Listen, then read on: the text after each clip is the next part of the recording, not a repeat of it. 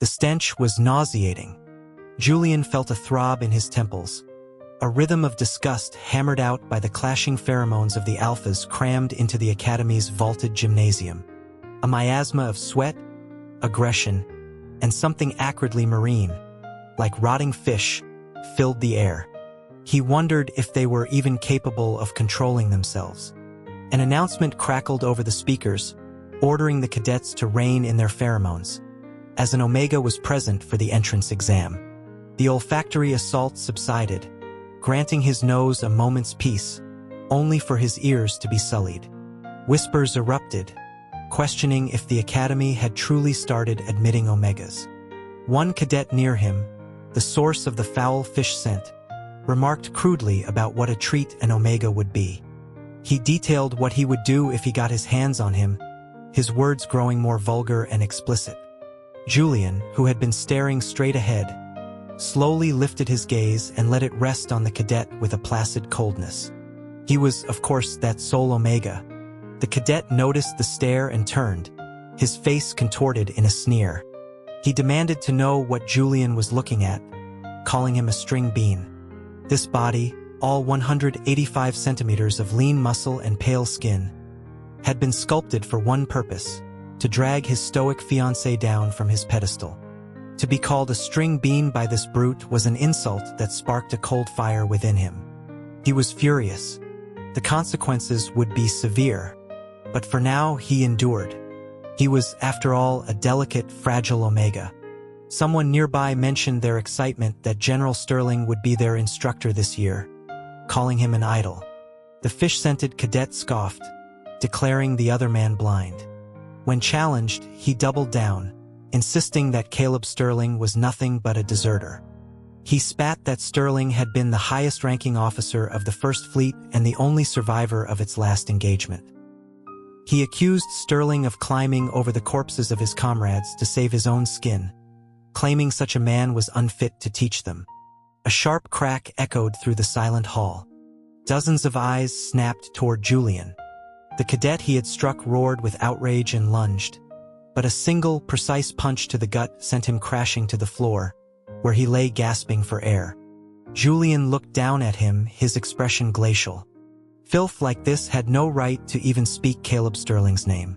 The fallen cadet scrambled to his feet, his eyes burning with malice. With a flick of his wrist, a silver exosuit materialized from a bracelet, climbing up his arm and encasing his entire body in articulated armor. Julian flexed his fingers, cracked his knuckles, and charged. He jammed his fingers into the seam at the exosuit's shoulder and ripped downward.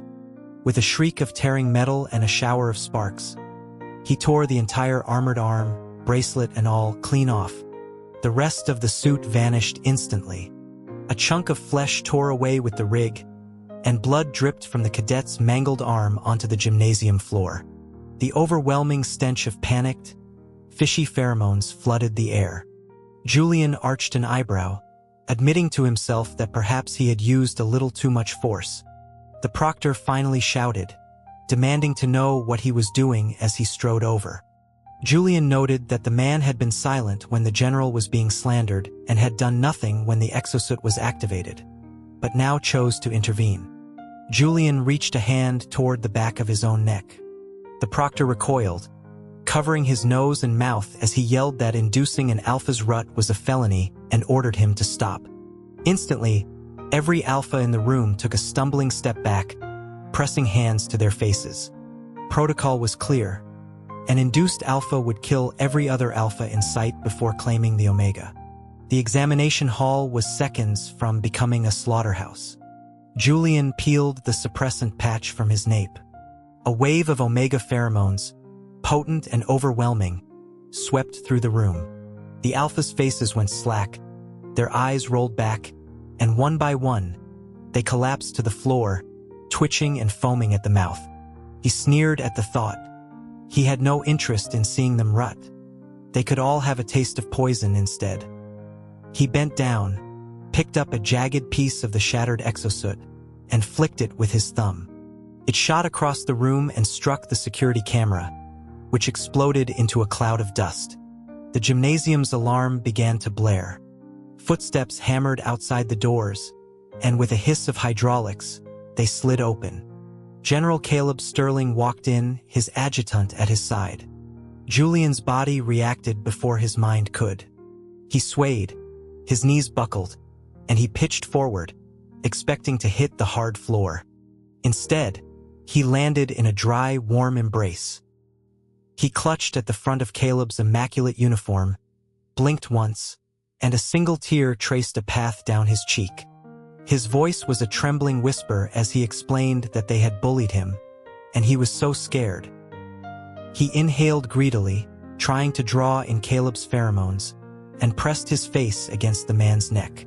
There was so little. The abstinent, self-controlled man smelled only of discipline and suppressant spray. He hated it. He wanted to rip the uniform off to bite the gland beneath. He wanted to mark him or be marked by him. He was the Federation's only SSS grade Omega. He was temperamental, high maintenance, a supposed invalid with underdeveloped glands, unstable psionic abilities, and toxic pheromones. He was even rumored to be sterile. This was the persona he had carefully constructed to escape a political marriage with the Federation's ruling dynasty. He refused to let anyone else dictate his fate. He had deceived everyone, except for General Sterling. He wanted only him. He had met Caleb 5 years ago. His parents, obsessed with a twisted philosophy of hardship breeding strength, had abandoned him on a scrap planet.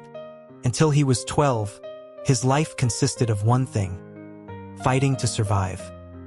He fought in pits against other men, against mech rigs, against mutated creatures and feral beasts. He fought relentlessly just to stay alive. His powerful psionic abilities meant he never lost, which made his manager a wealthy man. When Julian presented as an Omega at 12, everything changed. On the sunless scrap planet, fresh from a fight, he was cornered by a group of men. They were vicious, clearly intending to kill him, but the onset of his first presentation left him weak, his body racked with pain. They beat him to the ground, the gray dust and filth clinging to his skin. He smelled the first sweet scent rise from his nape and knew he was an Omega.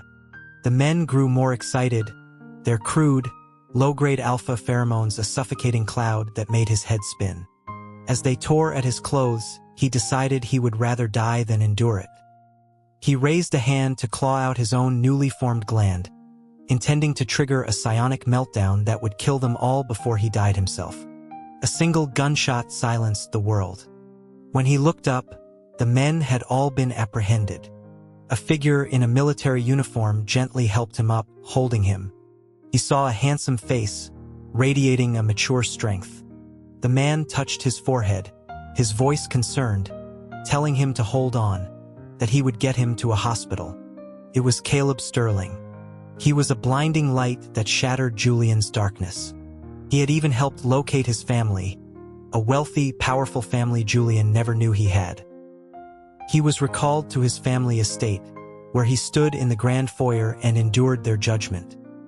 His father's brow furrowed with disappointment, declaring him useless for presenting as an Omega. He was then confined, forced to learn Omega etiquette in preparation to be married off to the highest bidder. They never asked about his 12 years of survival.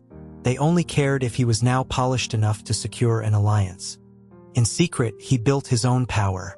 The day Caleb came to his family's district, Julian arranged to be near him.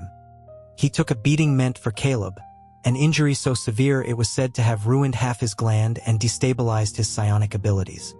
His family, unable to offer him to the ruling dynasty now, used the debt of gratitude to make him Caleb's fiancé. It was exactly what he wanted. He looked up at Caleb at the sharp line of his jaw, his voice still trembling. He told his husband that his gland hurt. He shivered, a cold sweat breaking out on his brow, as if in unbearable pain. Caleb lifted him into his arms and gave a curt order to his adjutant to handle the situation before striding toward the infirmary. The infirmary smelled faintly of antiseptic. Lying on a cot with an 4 drip in his arm, Julian kept a tight grip on Caleb's sleeve, his eyes red-rimmed and glistening. He knew this look, the one that made him appear most pitiable and most beautiful, the one that sparked a fierce, protective instinct. It was the result of years of practice in front of a mirror. He let out a small sob and whispered about the pain. When Caleb asked where it hurt, he burrowed his head into the pillow and mumbled that it was his gland. After a moment's hesitation, Caleb said he would take a look and reached out to move the collar of his shirt. The warm, dry touch sent a shiver through Julian. He clutched Caleb's arm, wrinkling the starched fabric of his sleeve. He explained pitifully that because of his old injury, he was allergic to commercial suppressants, even the patches. He begged his husband for just a little of his pheromones, his eyes welling with fresh tears. Caleb's gaze was heavy as the air in the room slowly filled with the scent of an alpha. A quadruple-grade pheromone was not a smell but a presence, an abstract weight in the air. Julian felt his gland relax as if submerged in warm water, every cell in his body humming with relief and a desperate craving for more. The violent impulse inside him wanted to be completely enveloped, but he only tightened his grip on the sleeve. The adjutant appeared at the door, announcing he was there to deliver the security footage from the first examination hall. Julian was seized by a sudden, violent coughing fit, his hand flying to clutch Caleb's as he curled in on himself, struggling to breathe. The alpha pheromones in the room thickened instantly, rushing toward him. Caleb helped him sit up, rubbing his back. He offered to get him some water and told him to lie still. Julian nodded obediently, but the moment Caleb left the room, his expression hardened. He turned his gaze on the adjutant, who flinched, his face pale. It was obvious he had seen the footage. Julian had also seen the adoration in the man's eyes when he looked at Caleb earlier. Julian spoke, his voice low. He confirmed the man had seen the video, had heard the other cadet slander the general. He asked if the adjutant also believed General Sterling was a deserter. The man shook his head frantically, stammering that the general was a hero. Julian explained calmly that he was the general's fiancé, and seeing his future husband insulted, he had disciplined the slanderer. The other cadet had only received some minor injuries. He then asked the adjutant if he thought he had done the right thing. The man swallowed hard and agreed, saying that to let such slander go unpunished would be a disservice to the general. Julian then asked if, under the circumstances, the video was truly necessary for the general to see. After a moment of tense silence, the adjutant made an excuse and left. Julian let out a breath. Leo, Caleb's brother, had once told him Caleb liked his omegas sweet and soft. He had hidden himself so well, but a single video could have exposed everything. Caleb returned with the water and glanced toward the empty doorway before helping Julian drink. He studied Julian's face and asked how he was feeling now. Julian thanked his husband and said he was much better. Caleb paused, then stated in his steady voice that at the academy, Julian should refer to him as General or Professor. Julian smiled sweetly and called him General Husband. A faint blush crept up Caleb's ears, though his expression remained impassive. Julian noted it with silent satisfaction. The old man liked it.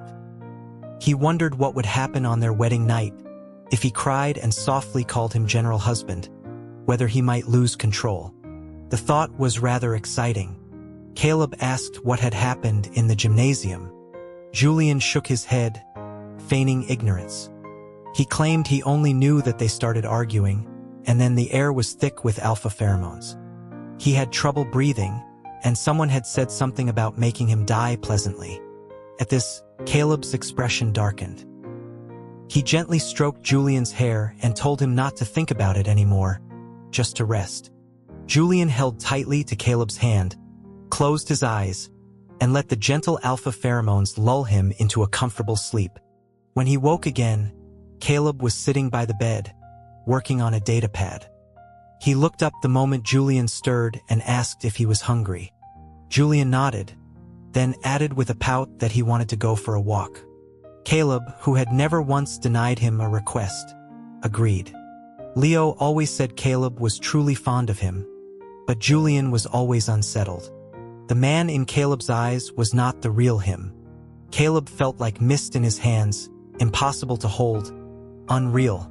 But that didn't stop him from moving their marriage forward. He was placed in the A-track, and he made a habit of finding Caleb in the orange-lit corridors at sunset. He would tug on his sleeve, his voice weak, and complain that his body ached, begging his general husband for a little of his pheromones. The ache was his own invention, a pain he could induce by directing a small amount of his own pheromones to attack his gland. It always left him pale and sweating, his legs too weak to stand. The only cure was Caleb's pheromones, which he could get through holding hands, an embrace, a kiss, or a mark. Any option was a win for him. But the abstinent old man's comfort was limited to hugs, and he always smelled of suppressant spray. He longed to tear the man's clothes off. One afternoon in an empty classroom, wrapped in Caleb's arms, he was overcome with the need and unconsciously tilted his head up to find the man's lips. Each time, Caleb would turn away, his throat working. Julian didn't know if he truly liked him, but he reveled in the secret, thrilling game.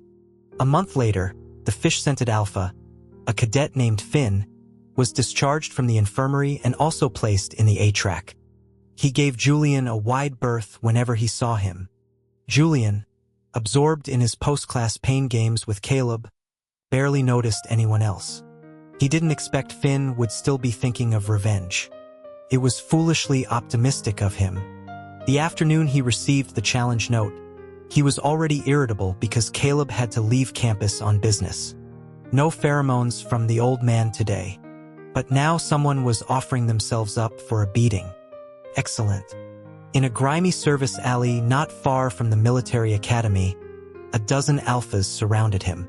Their smirks were lewd and disgusting.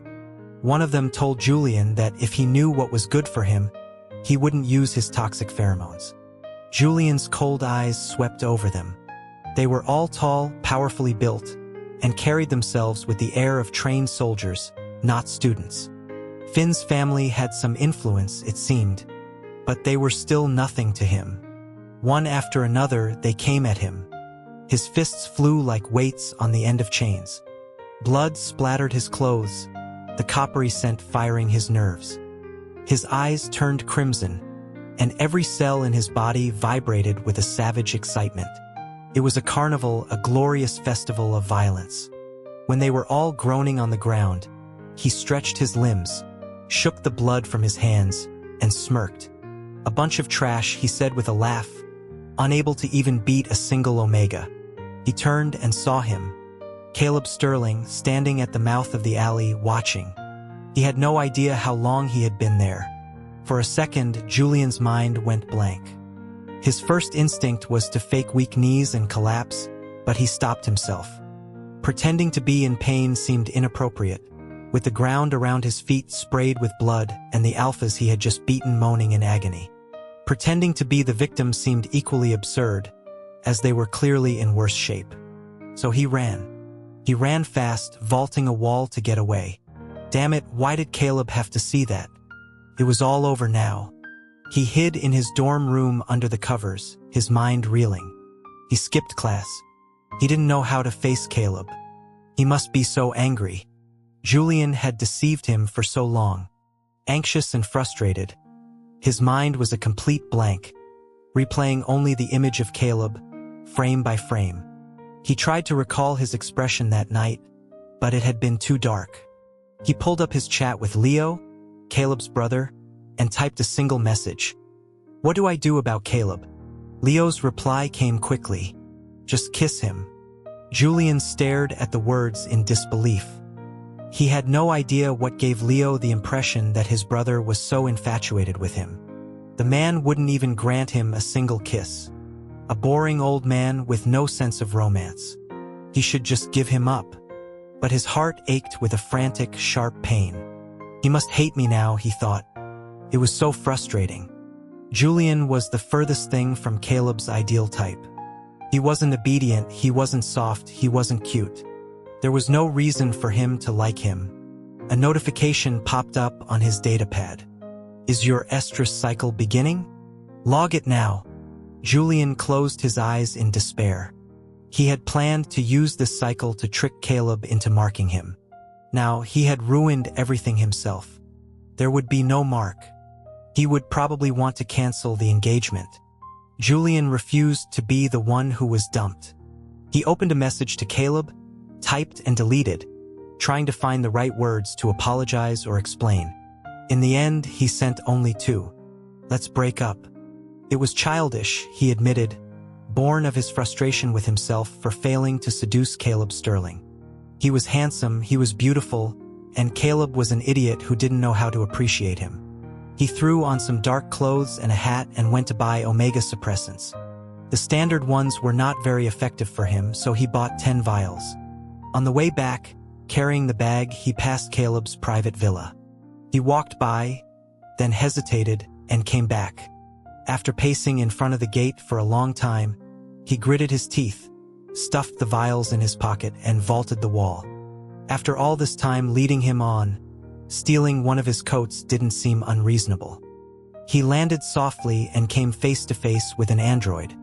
It startled him, and he kicked it reflexively. The robot blinked its optical sensors and asked in a polite, synthetic voice if the young master was injured, and why he didn't use the gate. It was Caleb's robotic housekeeper, Unit 7. Julian ignored it and went straight to Caleb's bedroom. He opened the closet and sniffed through the clothes, finally selecting a trench coat that held the strongest concentration of Caleb's scent. He tucked it under his arm and left the room. Unit 7 followed him, asking what the young master would like for dinner. Julian ignored it, clutched the coat, and vaulted back over the wall. Estrus was hell for any omega, and he was no exception. His body was burning up, and the gland on his nape was swollen and tender, like a ripe cherry. He panted, clutching the coat to his chest, desperately inhaling the faint pheromones clinging to the fabric. It wasn't enough. The craving for Caleb's presence was far stronger than he had imagined. He buried his face in the coat, his eyes red with frustration, his hands trembling so badly he couldn't hold the injector steady. In desperation, he broke the vials open and drank the contents. The bitterness made his face scrunch up in disgust. The scent on the coat was fading, and as the fever rose, he could only open the coat and wrap himself in it, as if Caleb himself were holding him. The discomfort was driving him mad. He knew that getting through this cycle would leave him drained for weeks. The door to his room suddenly opened. He forced his eyes open, but through the hazy mist of his fever, he could only make out a tall, blurry silhouette. It looked like Caleb. Couldn't be. A hallucination. The figure seemed to pause, then strode quickly toward him and gathered him into its arms. Julian rubbed his face against the man's neck, overwhelmed by the familiar alpha scent. His body went limp with relief, but his eyes began to sting. Tears rolled down his cheeks, hot and unstoppable. He thought he heard Caleb sigh, his voice a low murmur beside his ear, telling him not to cry.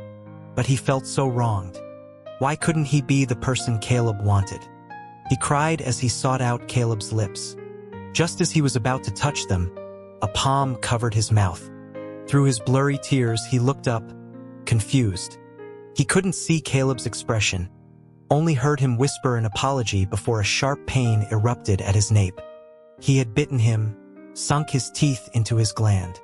It was the temporary mark he had craved for so long. He awoke in the Sterling family's private clinic.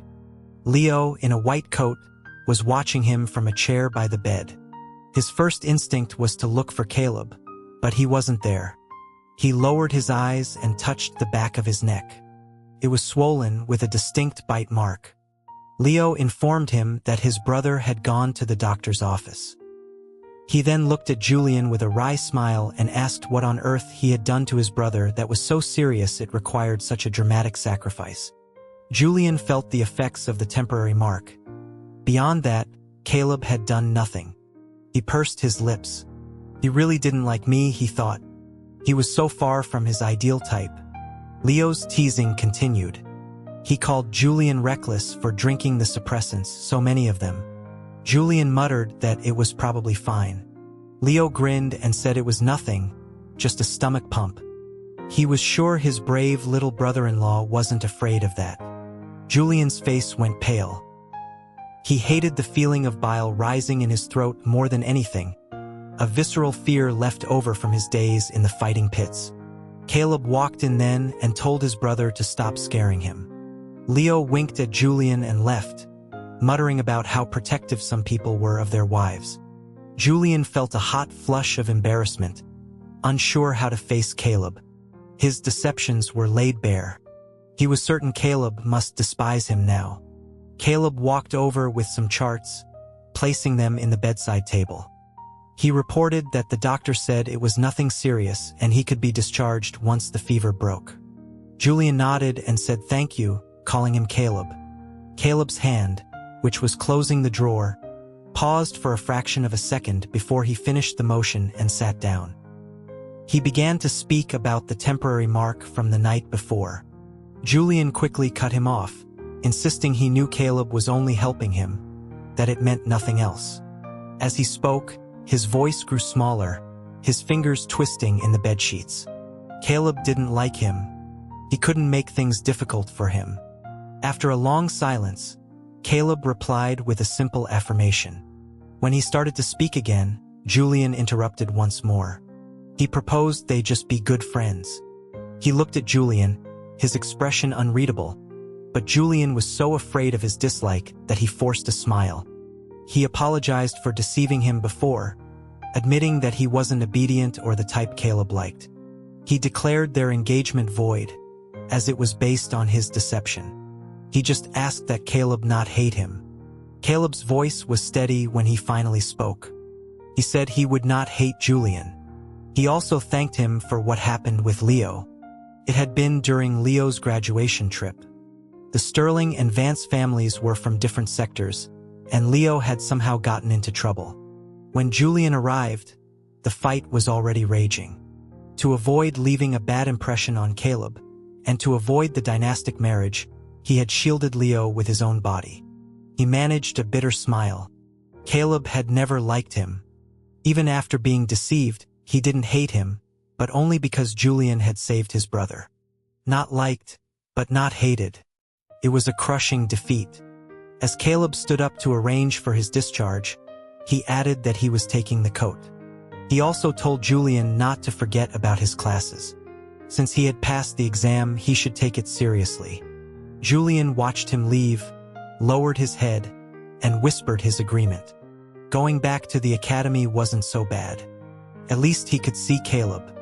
Just seeing him stand there was a pleasure. The lectures on exosuit mechanics were dry and boring, but Caleb would bring out his own mech for demonstrations. It was named Dark Star, a slate-gray machine that had never known defeat, a legend of the Federation. The moment it appeared, the whole class would erupt in cheers. Julian was no exception. He admired Caleb not only because he had saved him, not only for his quiet maturity, but because he was powerful. So powerful the entire Federation depended on him. And Julian was drawn to strength. After the incident, Finn was expelled. Word got around, and most cadets kept their distance from Julian.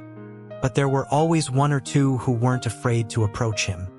One alpha in particular left him meals on his desk every day and always tried to partner with him for training exercises. His pheromones smelled of mint, which Julian didn't love but didn't exactly hate either. The alpha's favoritism was so obvious that even Caleb noticed, his eyes often lingering on them. Logically, Caleb was too composed to care about student romances, but he seemed to be paying attention. Julian wondered if it meant he cared. One evening after class, in a turn of the stairwell, Julian was rushing and collided with Caleb. A pink envelope in his hand fell to the floor, landing at Caleb's feet. Caleb paused, picked it up, and asked what it was. Julian's face flushed, and he snatched the letter back.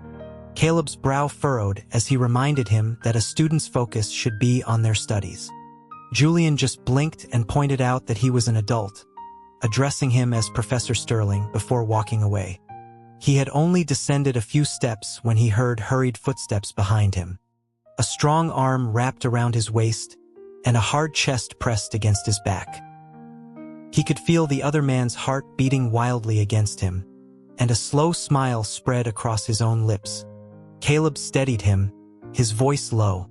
He told him he was still young, still an Omega, and shouldn't be so forward. Julian looked up at him, stood on his toes, and kissed him on the lips. Caleb froze, his dark eyes fixed on Julian, his large hands tightening on his waist. Then he deepened the kiss. When they broke apart, Julian was breathless, leaning against him. He heard Caleb sigh, a sound of resignation, as if he had finally accepted that he had kissed his student. And once he accepted it, there was no more hesitation. He cupped Julian's jaw, one hand sinking into the small of his back, and his mouth captured Julian's again, a gentle but insistent invasion. When Julian's tongue darted out to meet his, Caleb's breath hitched. When he finally let go, Julian's eyes were sparkling.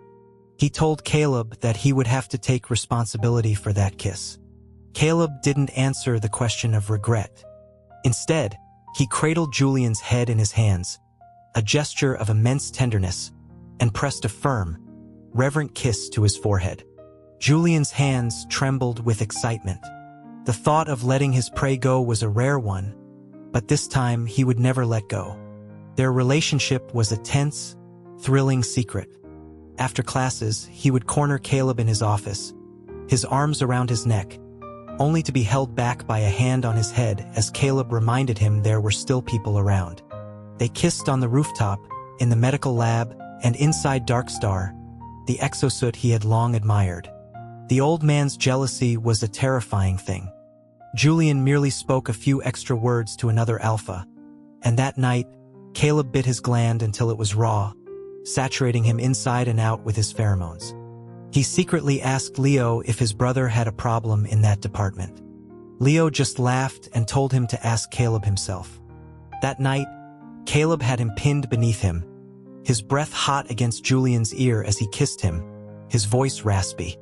He said that he had been gentle because of Julian's age, but Julian had spread rumors that he was impotent.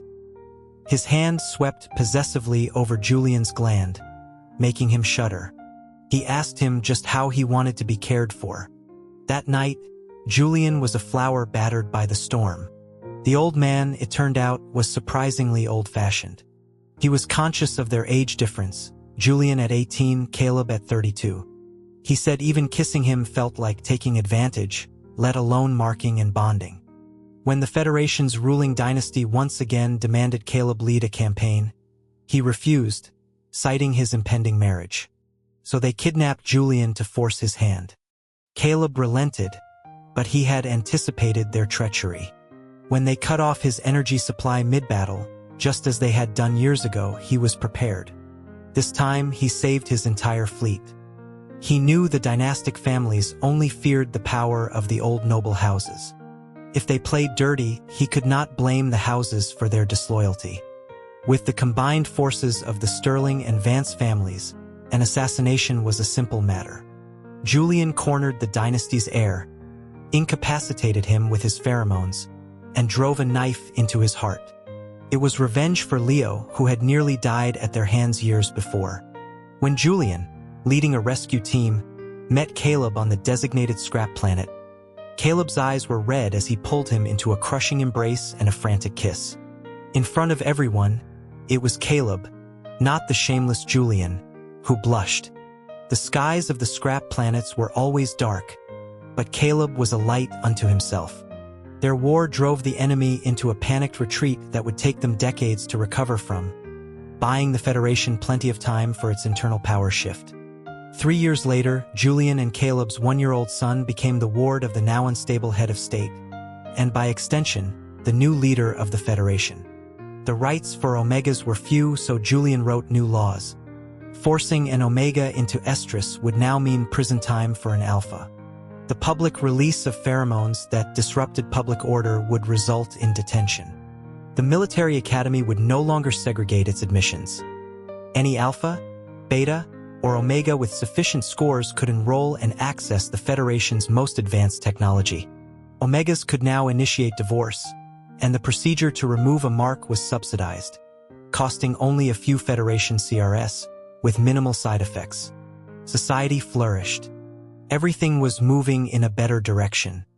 With all obstacles cleared, and their son on the throne, they were finally free. They spent their days in peace, and Julian learned that the more he teased the old man, the more ferocious he became in bed. Old men should not be provoked, lest one find oneself unable to leave the bed for days.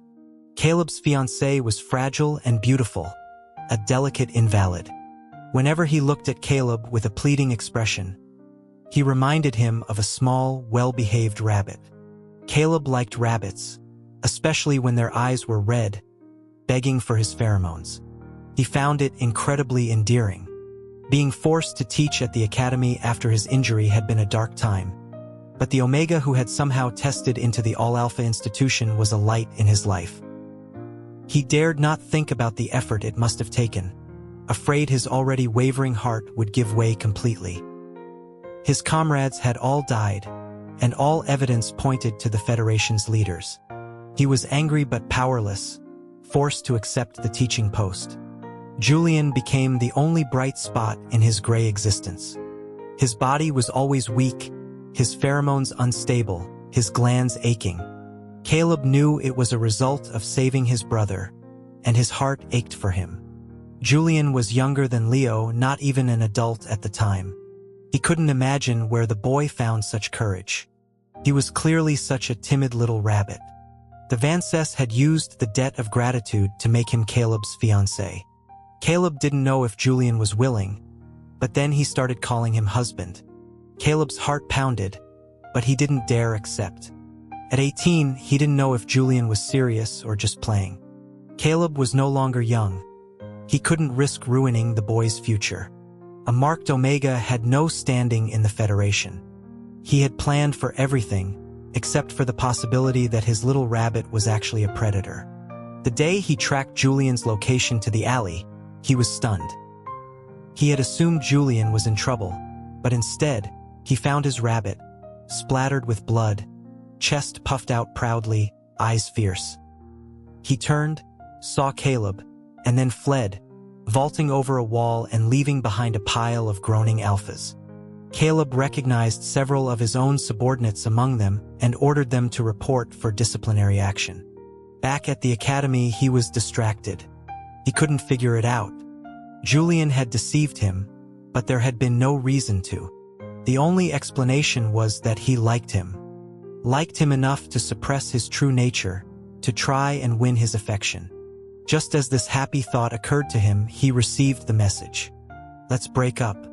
The feeling of being so wrong was crushing. Maybe it had all just been a game to him. He returned to his office, dejected, only for his housekeeper to send him a video. It was his little rabbit, clutching his coat as he ran, stealing his clothes. That was definitely something he would do, and it gave Caleb a reason to go see him. When he opened the door, he was not prepared for the scene. His little rabbit was wrapped in his trench coat, his face flushed, looking up with hazy, fever-bright eyes. In that instant, Caleb could barely breathe, his heart hammering against his ribs. He thought, even if it is just a game, I'll play. But when Julian woke up, he called him Caleb and said they should just be friends. Caleb didn't sound nearly as good as husband, but he respected his wishes. He didn't know what else to say, so he just told him to study hard. But then it seemed Julian had started a romance. Caleb's heart felt like it was being squeezed in a fist. Everything hurt. That night, when Julian crashed into his arms, when the pink letter fell to the floor, when he said he was an adult, Caleb was consumed with a furious jealousy. He chased him down and held him. He was just as soft as before, like he was still his little rabbit. Every cell in his body screamed for him to claim what was his, but he still restrained himself, trying to lecture him. He never expected Julian to kiss him. It was like a firework exploding in his brain. This time, he would not let go. He was here first. Julian could only be his. No one else could have him.